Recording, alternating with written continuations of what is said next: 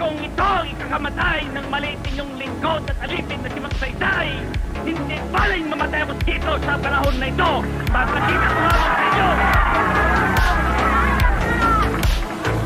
Maipakita ko lamang sa inyo na kayo ay mahal sa amin sapagkat kaming lahat sa inyo, kami ay nagsusweldo dito dahil na kami ay alipin ninyo, hindi upang pagpasarap at pagpayaman sa gobyernong ito. Mga kababayan, maraming administrasyon na nagdaan. Marami ng presidente ang mga nagdaan at marami ng kongreso ang mga nagdaan.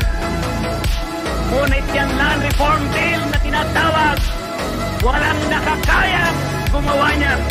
Bakit? Sapagkat malakas ang pangkatin ng mayroon at kailan paman at magagawa nila ng paraan na yung mga lupang asyendang malalaki ay hindi mahati-hati upang ibutbot at ipagpiling ordanan sa mga wala ay hindi magaganap yan. Ngayon lamang naganap yan, mga kong kababayan, sapagkat itong administrasyon na ito, ang sagisag ay para sa maliliit, para sa mga wala, upang guminhawa ang mga wala.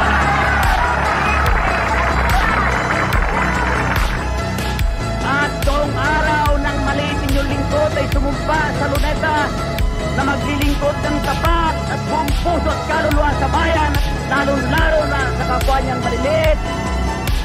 Ayan sa gisag na naisigaw ko ay walang iba kung hindi. Yan simbolong yan ang pagtulong at pagbuhat sa mga hihirap sa kababayan natin dito sa Pilipinas. Ang paglilingkod sa gobyerno ay hindi pinipilang kung ilang taon. Kung hindi, kung anong nagawa mo sa bayan, yan ang dapat natin sukatin sa isang bayan.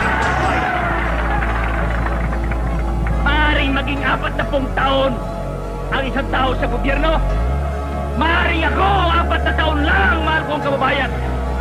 Ngunit, maaari kong sabihin, ginawa natin lahat ang kaya natin. At mahirap pala ang maglingkod sa bayan kung ibibigay mo lahat ang kaluluwa mo sa bayan. Madaling maglingkod sa bayan kung ikaw ang isipin mo ay magpapasasa, magpapayaman, magpapatakbo ng hagad yan, numero 1 ang automos, bibigyan mo ng 5 bandera. Madali yan. Ngunit kung iniisip mo, araw at gabi, ay ang mga naghihirap na mga taong walang trabaho, mga taong nagugutom, at ang dapat mong gawin sa bayan, mamamatay ka sapagkat ganyan ang nangyayari sa akin, sapagkat ang pagmamahal ko sa bayan, ang pagmamahal ko sa inyo, gaya ng pagmamahal ko